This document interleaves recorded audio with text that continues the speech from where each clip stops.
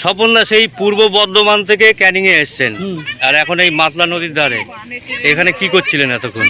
এখানে তরুণীর প্রেম যে শর্ট ফিল্ম হচ্ছে সুন্দরবনের ক্যানিং থেকে, পাল ফিল্ম প্রোডাকশন, বিশ্বজিৎ পাল যিনি ডিরেক্টর এবং এই কাহিনীকার এবং গীতিকার এবং গায়ক, আর সত্যজিৎ পাল যিনি সুরকার মিউজিক ডিরেক্টর, সেই শর্ট ফিল্মের আমি শুটিং করতে এসেছি।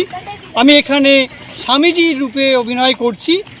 চিরু একটি বাচ্চা ছেলে, তার মাকে বাবাকে বাঘে টেনে নিয়ে চলে গেছে, কুমিরে খেয়ে নিয়েছে, তার সে একা কষ্ট করে কাঁদছিল।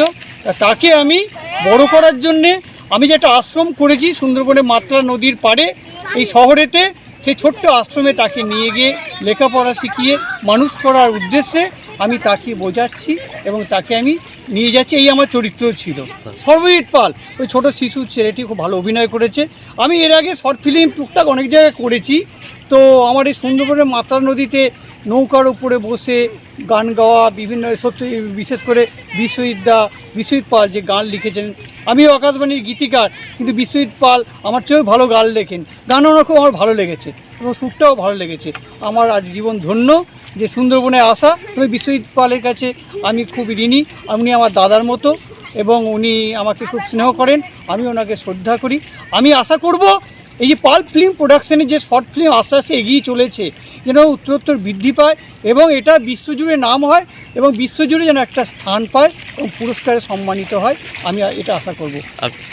বিশ্বজিৎ পাল এবং পাল ফিল্ম প্রোডাকশনের সমস্ত অভিনেতাদের মঙ্গল কামনায় আমি স্বপন দত্ত বাউল, রাষ্ট্রপতি প্রশংসিত শিল্পী, পূর্ব বর্ধমান থেকে এসে আমি তাদের মঙ্গল কামনা করছি।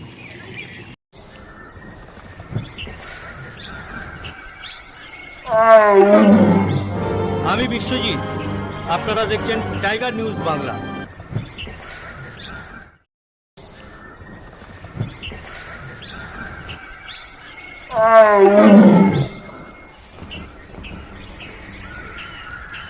সুন্দরবনের সোদা মাটির নোনা জলের সব খবর, সবার খবর, মানুষের পাশে, মানুষের সাথে।